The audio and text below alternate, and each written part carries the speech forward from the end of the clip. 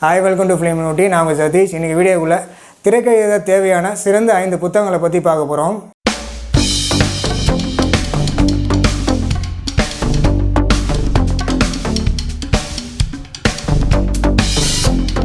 இதில் முதல்ல பார்க்க போகிறது பாக்கியராஜோட வாங்க சினிமா பற்றி பேசலாம் அப்படின்ற புத்தகம்.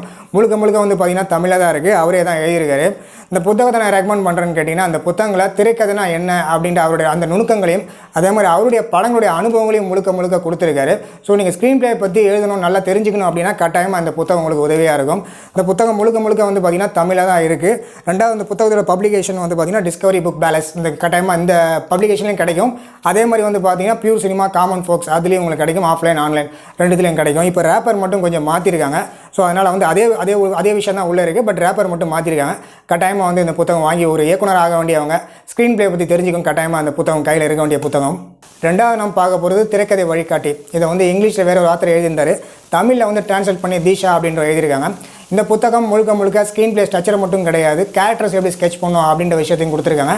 அதுமாதிரி பக்கத்தில் வந்து எக்ஸசைஸ் பண்ணுறதுக்கும் வந்து பார்த்திங்கன்னா இடம் கொடுத்துருக்காங்க. ஸோ நீங்கள் வந்து எக்ஸசைஸ் பண்ணியும் பார்க்கலாம், கேரக்டர் எப்படி ஸ்கெச் பண்ணி அவங்களோட கோல் என்ன அப்படின்ற பக்கத்தில் வந்து ஹோம்ஒர்க் பண்ணுறதுக்கும் கொடுத்துருக்காங்க. ஸோ கட்டாயமாக அந்த புத்தகம் ஒரு தமிழில் நீங்கள் படிக்க வேண்டிய சிறந்த திரைக்கதை புத்தகம்னு சொல்லுவேன். மூணாவது நாம் பார்க்க போகிற திரைக்கதை A to Z. இந்த புத்தகத்தை இங்கிலீஷில் அந்தோனியன் மரியா அப்படின்னு எழுதியிருக்காங்க. தமிழில் தீஷா தான் எழுதியிருக்காங்க. இந்த புத்தகத்தை நான் ரெக்கமெண்ட் பண்ணுறேன்னு கேட்டிங்கன்னா, இந்த புத்தகம் திரைக்கதை ஆரம்பத்துலேருந்து எண்டு வரைக்கும் நீங்கள் எப்படி கொண்டு போகணும் அப்படின்ற விஷயத்தை வந்து டீட்டெயிலாகவே கொடுத்துருக்காங்க.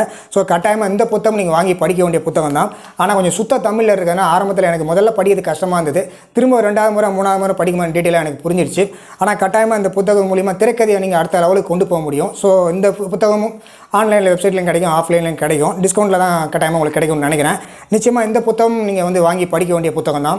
4வது நாம் பார்க்க போகிறது கருந்தியல் ராஜேஷோட திரைக்கதை எழுதலாம் வாங்க அப்படின்ற புத்தகம்.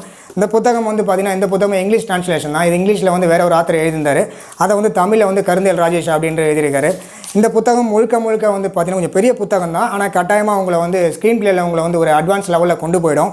ஃபார் எக்ஸாம்பிள், படத்தோட 10 நிமிஷத்துக்குள்ளே எப்படி வந்து கேரக்டரை வந்து ஸ்கெச் பண்ணணும் அப்படின்ற விஷயத்தில் இருந்து பார்த்திங்கன்னா சீக்வன்ஸ்னால் என்ன, இன்டீரியர் எக்ஸ்டீரியர்லாம் எப்படி கொண்டு போகணும், எல்லா விஷயத்தையும் இந்த புத்தகத்தில் முழுக்க கொடுத்துருக்காங்க.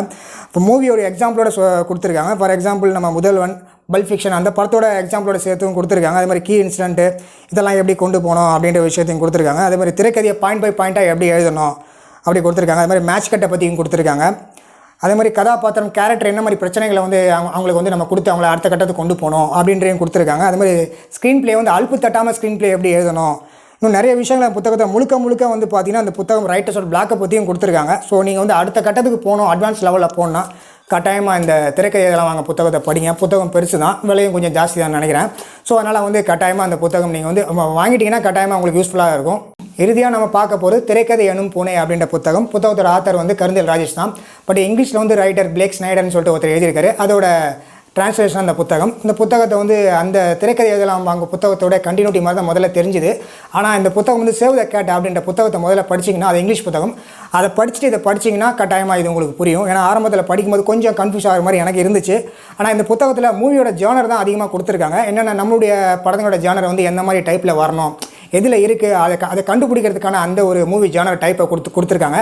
அதில் எப்படி நம்மள்ட்ட கொண்டு வரணும் அப்படின்னு சொல்லிட்டு கொடுத்துருக்காங்க. அதே மாதிரி மிட் பாயிண்ட், படத்தில் மிட் பாயிண்ட் எங்கே வரணும் அப்படின்னு சொல்லி கொடுத்துருக்காங்க.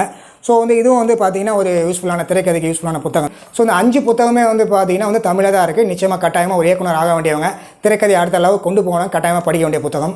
ஸோ இந்த வீடியோ நீங்கள் பார்த்தது மட்டும் இல்லாமல் நண்பருக்கும் பகிர்ந்துக்கிடுங்க, ஏன்னா அவங்களுக்கு யூஸ்ஃபுல்லாக இருக்கும். ஸோ இது மாதிரி நல்ல வீடியோட அடுத்த வீடியோவில் மறக்காமல் சந்திக்கிறேன். அதுக்கு முன்னாடி சேனலுக்கு புதுசாக இருந்தீங்கன்னா சப்ஸ்கிரைப் பண்ணிக்கோங்க.